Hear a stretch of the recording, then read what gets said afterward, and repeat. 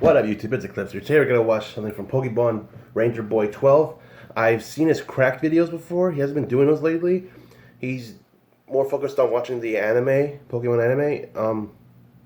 I guess I stopped after I rarely saw Best Wishes. The fourth generation was really good. The third and fourth one was like, it got a little better and better, but I took a break. Of course, the sixth one was the games too were really good so yeah, let's just watch it. So I watched a little bit of Sun and Moon because I have stuff to do. I haven't kept track lately, but this will probably help me in 3, 2, 1.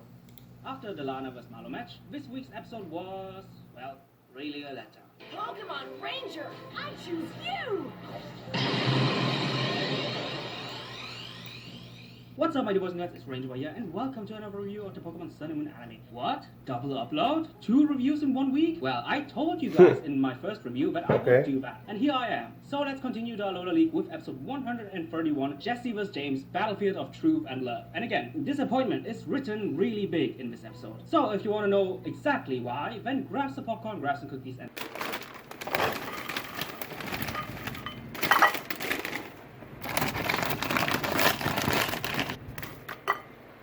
let's do this. So, the round of the top I actually got some. continues, and we get many thoughts and feelings before the actual battles. Sophocles being really nervous, and This is kind of a mukbang too. Might as well be. I can't wait to have some heated action with ALOLA. Oh my. Meanwhile, Lily is all like, Oni-chan, don't hold back against me. Give me your full power. And Gladion is all like, no need to worry. I will. Spoiler alert, he won't, because why should he? Gladion is like that brother or that friend who knows that you really suck at something, but he still will tell you that you're great at what you're doing, because he doesn't want to hurt your feelings. Ah, good little brother. Protect your little sister. But let us not forget who the real main event of this episode is supposed to be. Jesse versus James. And while Jesse is totally daydreaming, just like back then when she did with the Colors Queen title, James is all laid back with zero motivations whatsoever. And honestly, I can't blame him. If you're constantly getting screamed at to purposely lose the battle to Jesse, I would be totally disinterested in the battle as well. But before we come to that battle, let's focus on one of our main protagonists, Sophocles, and his battle against Mina was...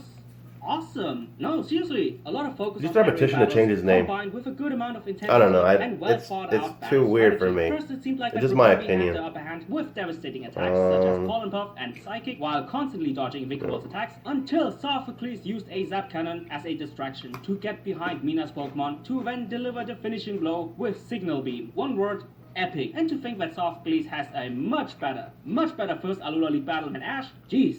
So after a good first impression, let's enter some disappointment. It's Jesse versus I had a dream I will talk in detail where someone would make a exactly stone using beams, in short, like Signal Beam, Tri-Beam, went wrong. The Tri-Attack, I mean. This was a pure comedy battle. It's the arrogant Jessie who thinks that she can't lose versus James who thinks that he can't win. So the battle obviously starts with James doing some half-hearted, non-serious Pokemon attacks, contest. while Jessie is countering everything with Wobbuffet. Maybe they And can't. even though he wanted his Pokemon to lose on purpose, one look into the determined eyes of Marini, and James suddenly pulled himself together and got all fired up, attacking Jessie and Wobbuffet with everything he got, creating a comedic huge explosion, sending both Wobbuffet and Jesse out of the league. But it seems like that this episode is the one with a lot of ups and downs. So here comes another up, or in this case another plus point, Kiawe versus ALOLA, which in my opinion was the best battle in this episode. Just the fact that Kiawe had to face a totem Pokemon is more than challenging enough, but to also be forced into a corner by it in such a way, only to win in the end is really Top 5 impressive. Pokemon? Even though Yeah, Gengar is definitely up there. Successfully countered the first 2 attacks. I like Alola Marowak better than the regular Marowak. To land one Shadow Punch to activate its Cursed Body ability, and while being unable to move, ALOLA used Thief to steal away Marowak's Bone to further handicap Kiawe's Pokemon. So no Flare Blitz, no Shadow Bone, and no Bone Meringue. Is there anything left for Kiawe? Of course, because as soon as his Pokemon got released, he used Iron Head to not only successfully land a hit on Gengar, but to also dive into its body to regain his Bone back. And after one epic Shadow Bone attack from midair, Kiawe and Marowak are the rightful winners. Great battle. Kiawe, Sophocles, Marlo, Lana, I'm proud of you guys. Ash, not so much. So I hope that at least Lily can continue the good streak of main protagonist battles after Ash's battle was so disappointing. But sadly, the streak is over. Lily vs Gladion. So much was expected. Many people told me beforehand that this was the match they were looking forward to the most, and in my humble opinion, it did not reach the hype at all. And man, I am disappointed. And no, not even Lusamin's and Faber's public shaming of both Lily and Gladion could save this match. And why? Well, I will explain later, but my god. Let's sum up the battle. Under the Sharon alone activates sun. Tail while you're also using The his light, smoke ability it's to so dodge bright attack, this but season. sadly couldn't prevent Gladion's second attack. That's not, though. successfully hit. Lily uses Simu, It's pretty. Blackie flies in the air, Darkness. but doesn't really seem to have taken any damage at all because it immediately maneuvers mid-air and I love spawns water Sharon, types. and therefore Lily's Dark whole type's my effort second with favorite. one Iron Tail. The end. So good Everyone ninja. being super proud, and even Lusamine shedding a tear because of its rather rushed battle, and the episode ends with the reveal of the quarterfinal matchups and Rowlett planning something. So that's it, and without any more hesitation, ratings. What can I say about the story? So my relationship with this episode is kinda complicated. On the one hand, we had great till excellent matches with the likes of Kiawe and Softcleese, and especially the latter one really has pleasantly surprised me. Both had great strategy and were well paced. But on the other hand, we have the two letdowns of the episode. First, Jesse vs James, aka the supposedly main event of the episode, and since it was the main focus of the title, we were expecting a lot from this one. Not only comedy, but also some emotions, some display of a past and their relationship, and maybe some Gen 1 cameos. Just imagine if, for example, Arbok and Weezing watching the ALOLA League and watch their two beloved trainers fighting in the battle of love and passion and them having teary eyes. That would have been a Gen 1 callback I wouldn't mind at all. But in reality, it was just a comedy match. Granted, the comedy wanted was to move good, on, and I yeah. like this concept of cocky Jesse versus demotivated James, but since the anime even tells you, look, this is the battle you should look forward to the most, and when they deliver this, it really was such a letdown. But at the end of the day, we can't expect much from Team Rocket, I guess, since they are mainly comedy characters. But when it comes to Lily vs Gladion, disappointment is written all over my face. This right here was the most hyped and most looked forward to matchup amongst them all, and they did not deliver. And why? Because of one major factor. This battle needed more time. This battle basically wrote itself. The emotions were there, the relationship between those two were there, the build-up and the story was there, and they even had a Ochako versus Bakugo concept from My Hero Academia. But it didn't have time. If Lily vs Gladion had more time, I not only believe, but I know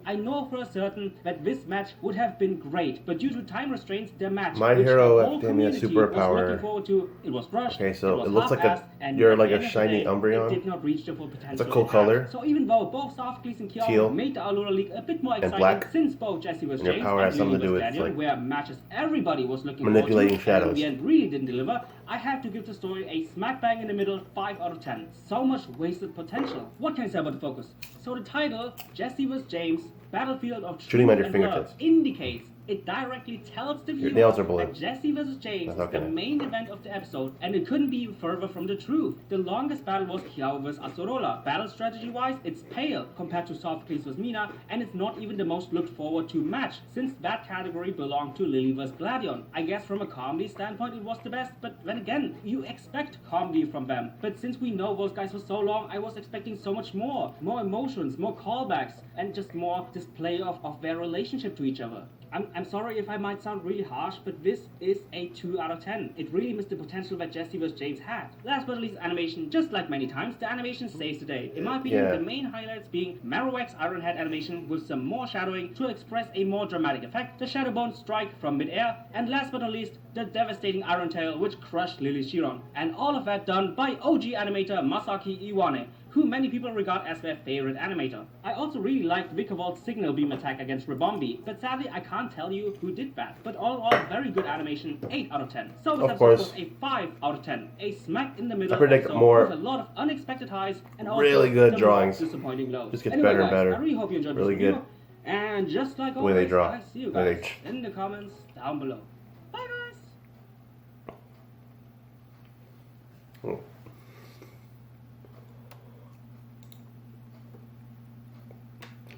Excuse me, it's finishing up. Empty. That was kind of like a mukbang type thing I wanted to do. Yeah. Hope you don't feel offended just by me eating, I guess. I think some you guys like that. So, I'm on Twitter if you have any problem with that. Tell me on Twitter. Tell me on Twitter what the frick. I'm on TikTok too. Yeah. I just, I still like the anime after all these years. I was too young to really experience Kanto and Johto. No, Johto though. The last few episodes, those were really good. Getting the Dragon Badge. Yeah, I like Dragon types. It's really powerful typing. And then Hoenn, I didn't like to see Misty go, but then that's it. That's when people like departed from the anime. I kind of stuck around and see what the contests were kind of fun.